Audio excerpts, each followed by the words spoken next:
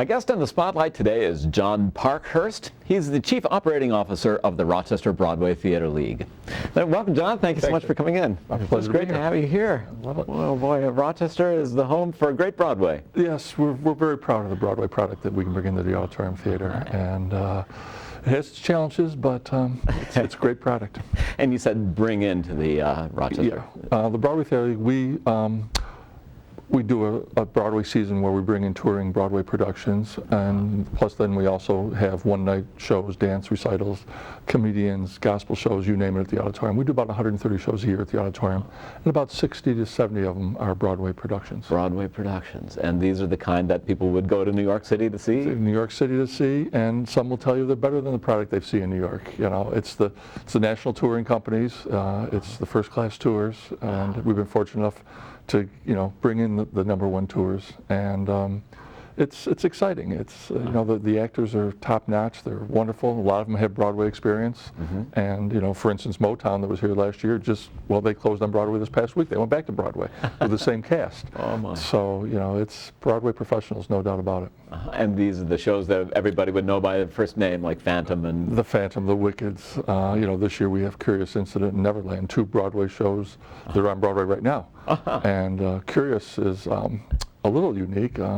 It's based on a best-selling novel, as I'm sure you know, and we're actually opening the tour in Rochester.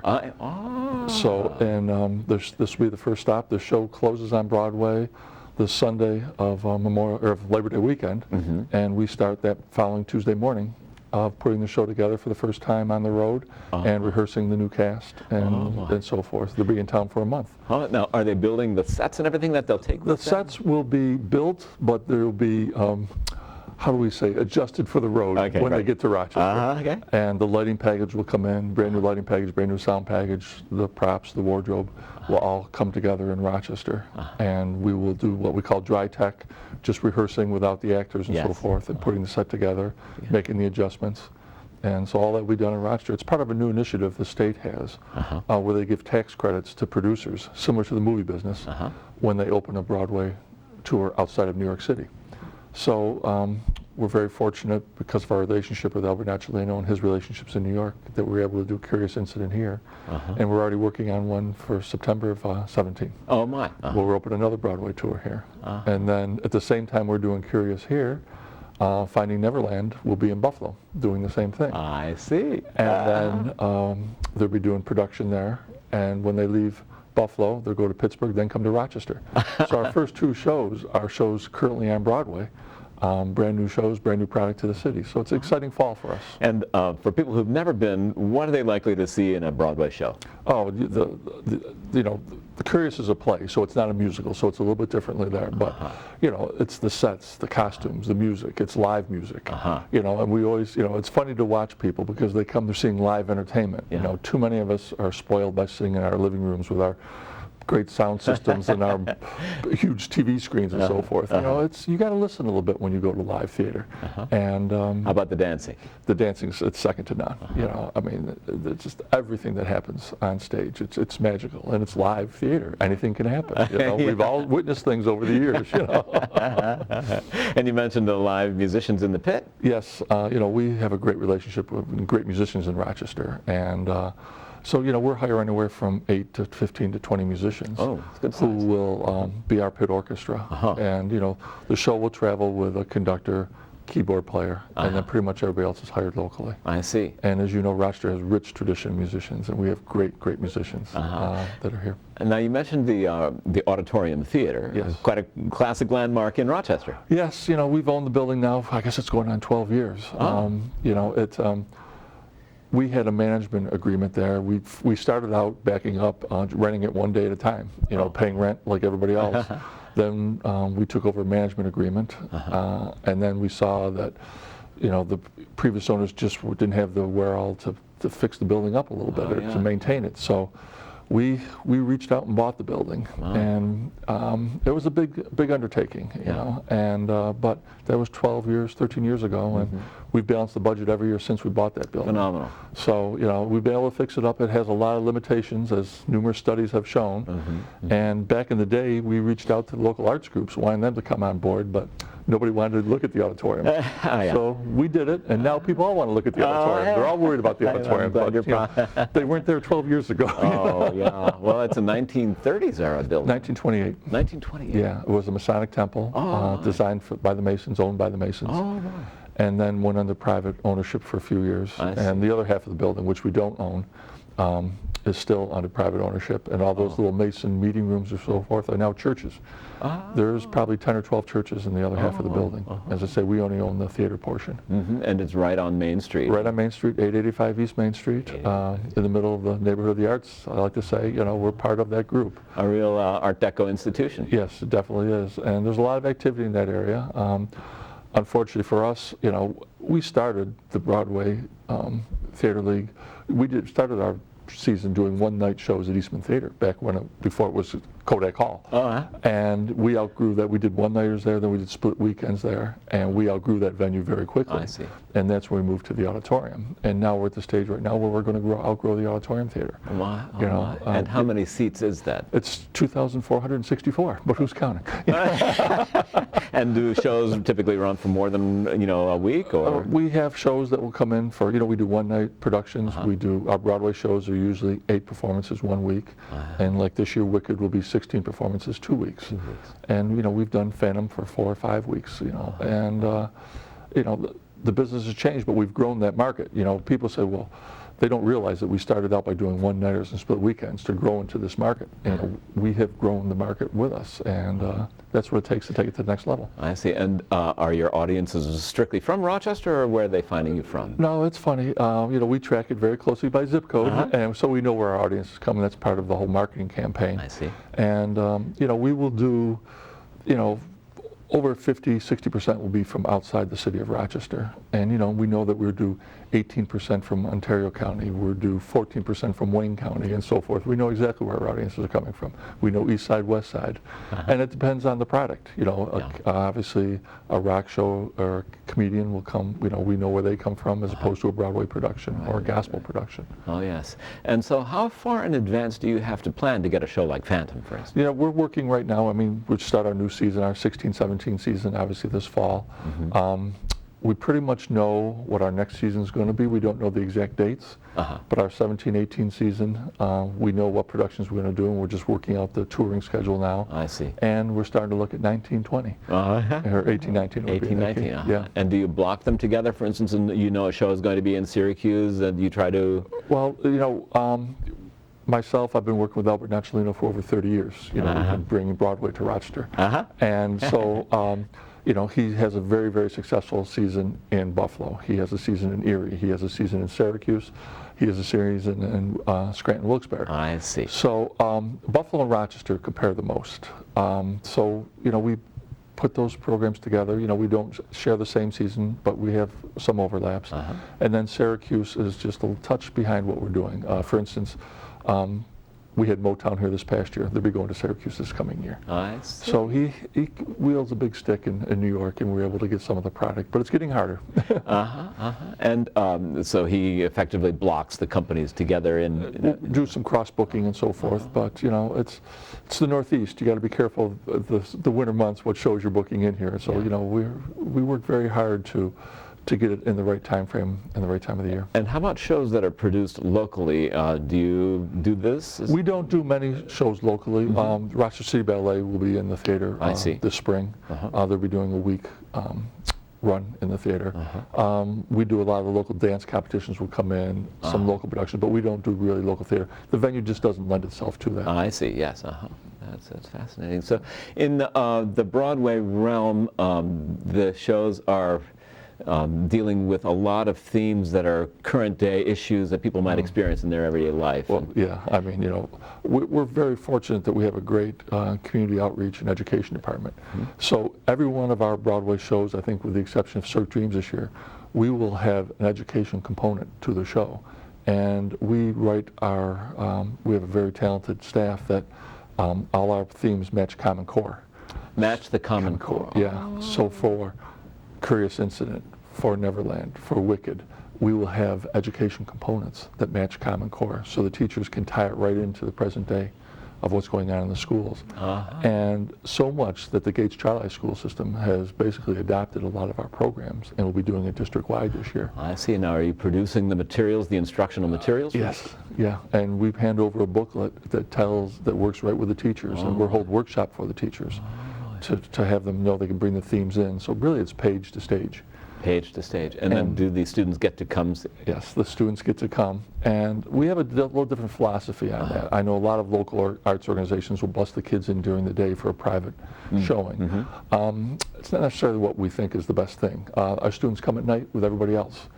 And it's all part of going to the theater and the theater etiquette and so forth. And it's a learning experience not only for the students, but for some of our adults that are coming. And to be sitting there with the students. And it's been very, very successful for us. So this year, we will easily touch over 5,000 students coming to our productions. That's phenomenal. A future audience, and that's the future audience, and it's the actors know when the students are in the building.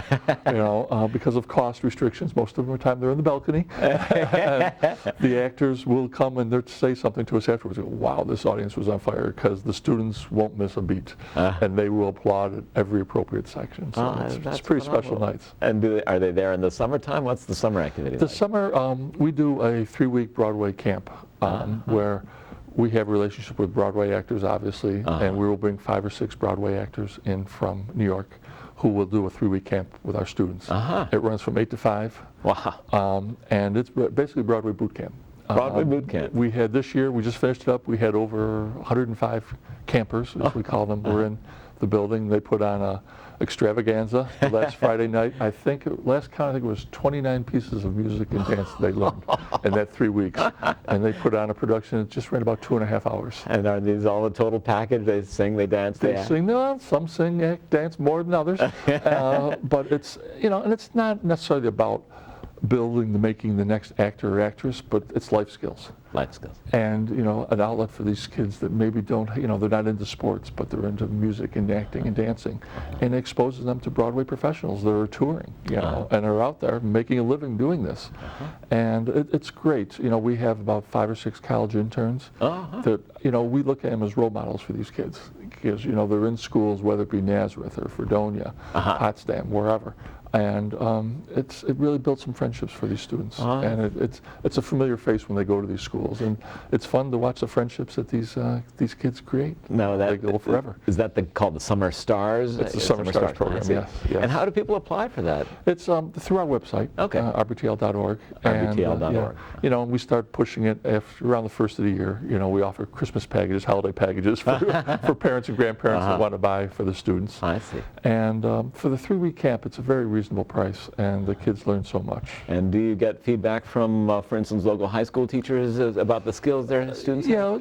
We see some. Of course, then we have our Stars of Tomorrow program. Stars of Tomorrow. Which is our high school Tony Award program. I see. And, last year we had about 38 schools that participated in that. And they all get the opportunity to come perform on stage and do 2.5, 3-minute selection from their production on the stage. Right, at the Auditorium Theatre. At the Auditorium Theatre, and that's a big production. Yeah. As I say, we have judges that go out and review the school, review the shows, give their critique of them. The schools are all invited, and then for the last few years we've had Stars of Tomorrow 2, where we pick best actor and actress go on for a competition in New York. Oh my! And we've had previous winners. This year, our gentleman won a $2,500 cash scholarship for his work and so forth. So it's a great opportunity. And again, it's life skills for these kids and the opportunity to really perform and have an outlet for what they're doing. Well, that's phenomenal that you'll see a career built right there on your own stage. Yes, we can. And it's funny to see the program has been around long enough that we have kids that were at one time performing, now come back as teachers and so forth. And they're coming and say, well, I did this when I was in high school and so forth. So it's nice to have that reward and have it come around. Now you use local union musicians in the pit. Yes, we have local musicians in the pit. We have local stagehands. We have local wardrobe people, all union folks. A normal Broadway production, we open at 7:30 on a Tuesday night. Well, we will start setting that show up sometime on Monday. And we will employ over 100 union stagehands to set that show up. And they will work sometimes around the clock. Usually it takes us anywhere from 12 to 18 to 20 hours to set the show up. And they come in stages, and then I have hairdressers that come in. I have wardrobe people that come in. I have musicians that will come in. Sometimes we have to feed groups, so I have a catering company that will come in and feed.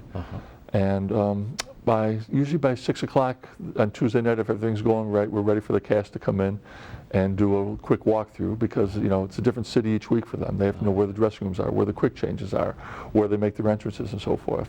And then by 7 o'clock, we're ready to go. That is astounding. And then, in this day and age with the touring, and because we're so close to New York, a lot of times they will have rehearsals during the day, where they'll just be doing some understudy rehearsals, or people will come in from New York to work with the actors. But a lot of them have free time during the day.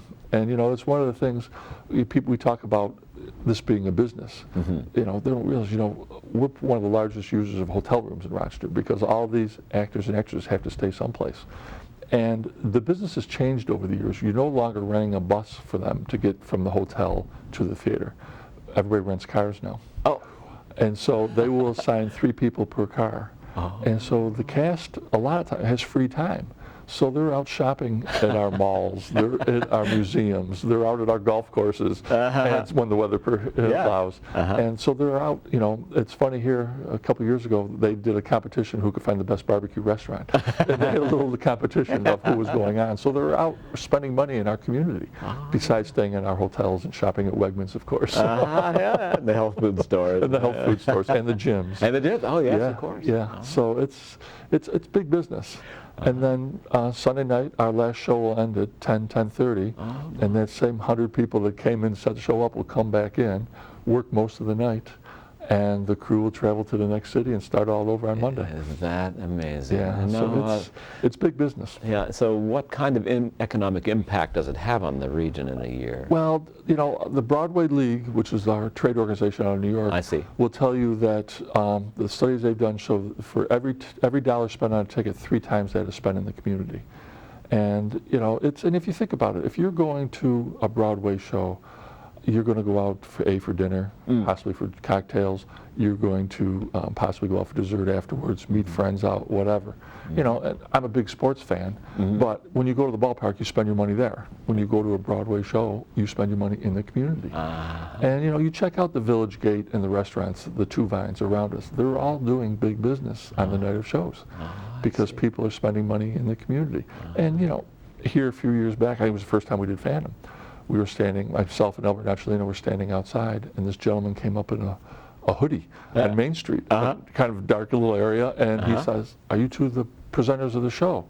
And we kind of looked at it and said, "Yes, we are." He says, "I just want to thank you. I'm parking cars across the street, and the money I'm making is going to make Christmas for my kids this year." That's how to be. That tells it how it is, know. And our stagehands, I mean, it's union wage. They're making a good living, and these folks go from venue to venue, and they're making a living, working, setting up these shows and so forth. So shows are highly technical now. Very highly technical now. And there must be a lot of demands on a building that's from 1928. A lot of demands.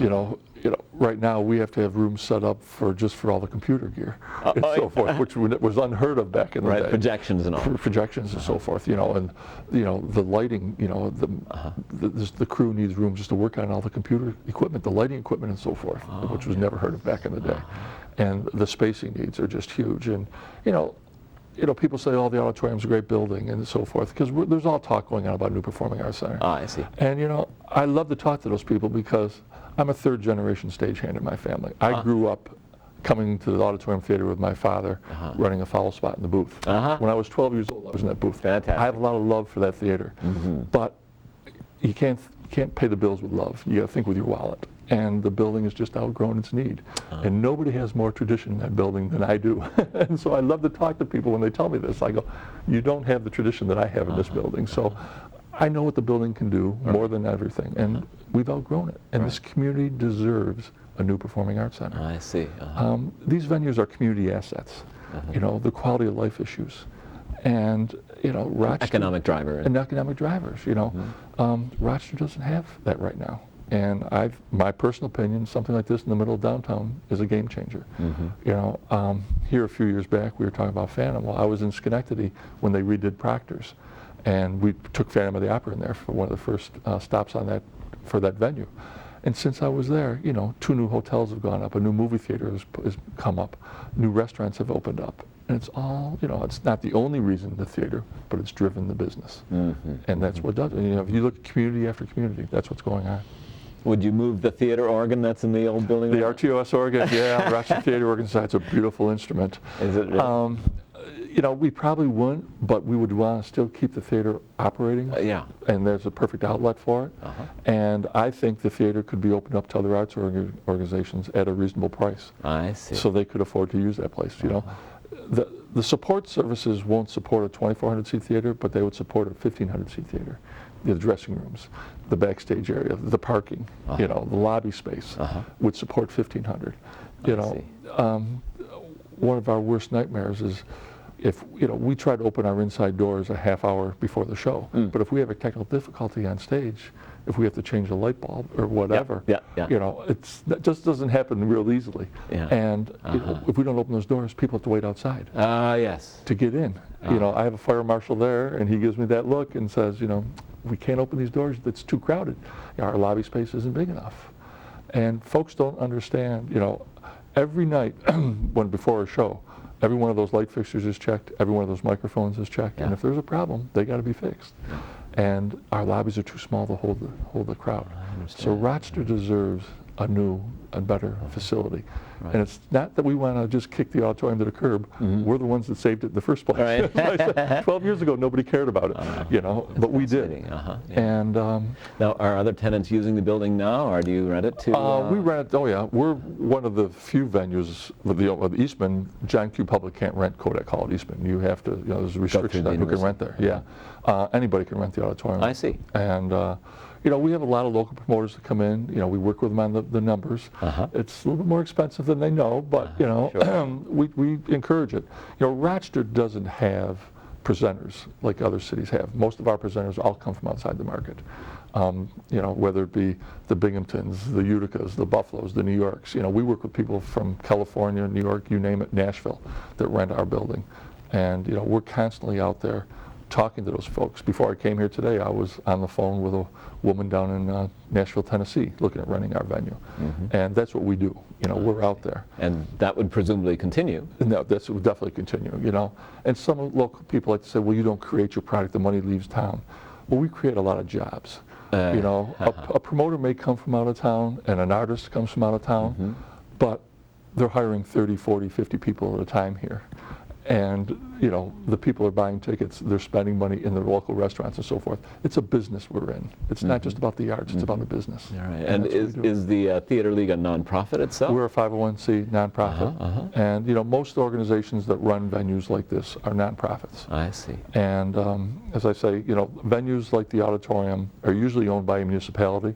In this market, the municipality didn't want to own it, so we took it upon ourselves to take over that ownership.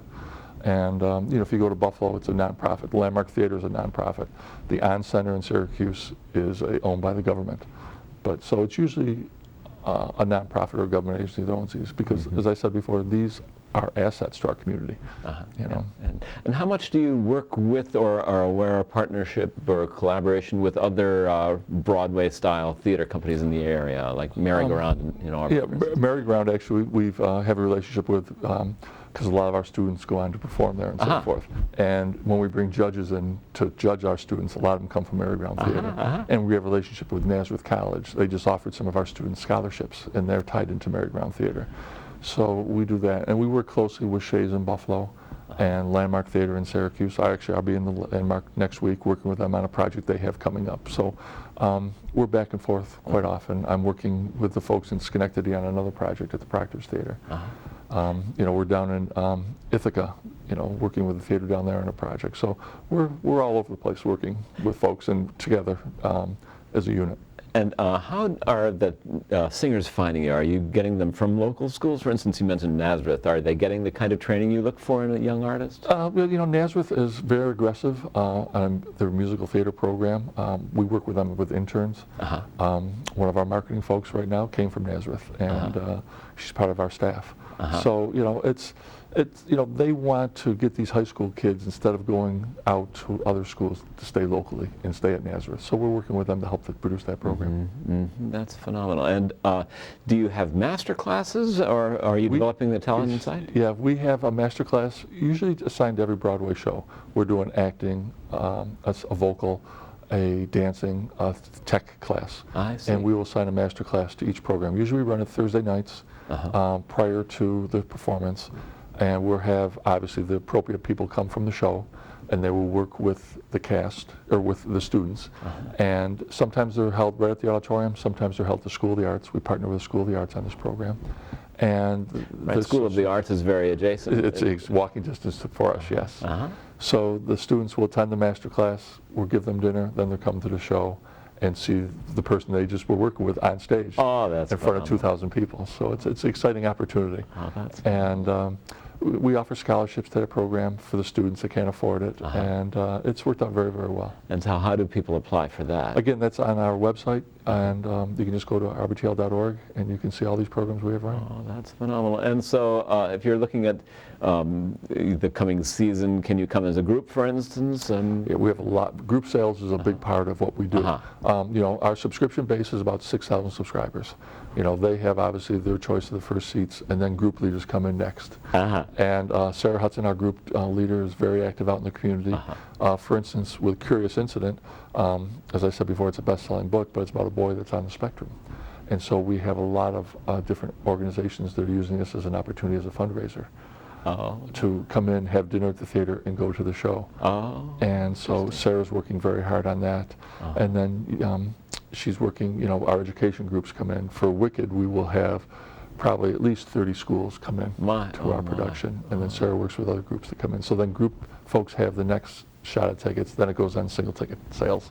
So the best thing to do is be a subscriber. If you're not a subscriber, be a group, and then a single ticket. rbtl.org, right? rbtl.org. Now, you mentioned students and interns and college age and high school age, but adults love to take a tour and go to New York and see do you have a program for them? Yes, we also do. We run a trip to New York every year. Oh my. Usually it's in early May, where we'll take 50 adults down to New York. We used to fly down. We find it's easier to go by bus now. And the first year we did, everybody kind of looked at us. Now they all agree the bus is the way to go.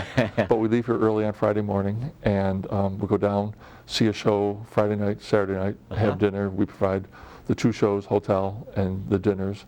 And then free time on Saturday afternoon to either see another show, go shopping, and then usually we leave around 4 or 5 o'clock Sunday afternoon to come back. So it's a great opportunity. And now this year we're also working with the elder community on tying in readings. We'll probably work with writers and books on this project, where we read a book and come to the show and just tie in. So it's a new program we're working on right now. That's so people at all levels can find something to enjoy. And when we put our season together, we try to provide something for everybody.